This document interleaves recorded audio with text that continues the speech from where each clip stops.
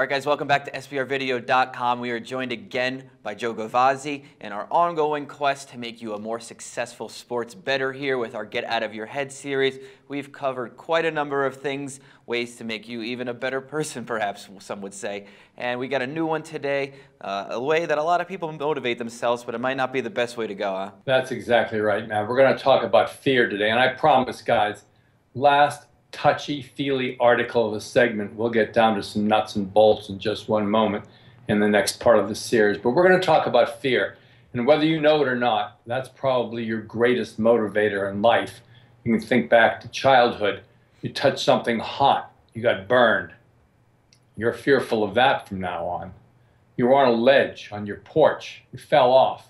Gravity. Learned that at an early age. Not going to do that again. And then you mature into a teenager. Get dumped by your girlfriend. That's an emotional conditioning response. How about when a family member dies? Again, a lot of fear involved in that. But let's take it now to your sports betting life. And Matt, I've given two examples in my article today on fear. Do you have any examples in your own life, in your own wagering existence, that often create fear for you? Yeah, definitely. When I make a big play, so making a play over 1 or 2 units perhaps on something that I feel really good about, but there's always that fear in the back of my mind that I am totally wrong.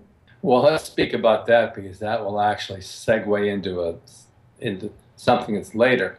But should you really put yourself into that position where you are fearful because you're expending too much of your bankroll on one play? I think if you stood back and looked at it objectively, you'd really decide that is one game ever worth twice what another one is?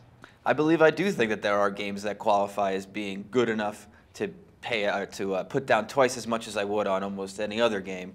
But like I said, I am fearful whenever I do that.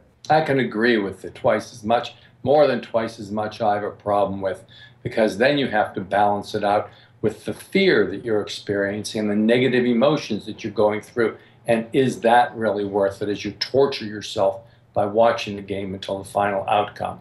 Fear is really nothing more than an acronym: false expectations, there's that word again, against reality.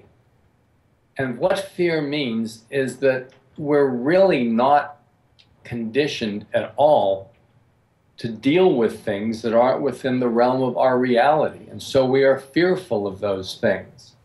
But you can eliminate fear simply by making good choices and using solid concepts to make those choices.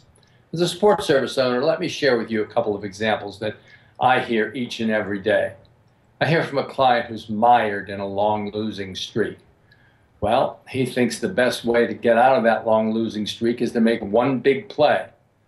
But as you've experienced, Matt, one big play that's more than twice your normal play will eventually create a tremendous amount of fear in the outcome of that play. The other scenario that I experience is often, I hear a client saying, "Why should I buy your services? I'm doing just fine on myself, on my own.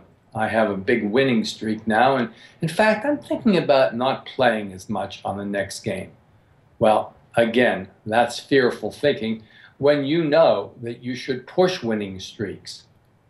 Those are two examples of the way that I hear fear in the minds of sports bettors to whom I speak. And we can eliminate those by making good choices and then not having any regrets about those choices. And that will segue into our next two segments called Game Selection Management and Money Management. Until those, this has been Joe Gavazzi from Winning Sports Advice. Good luck.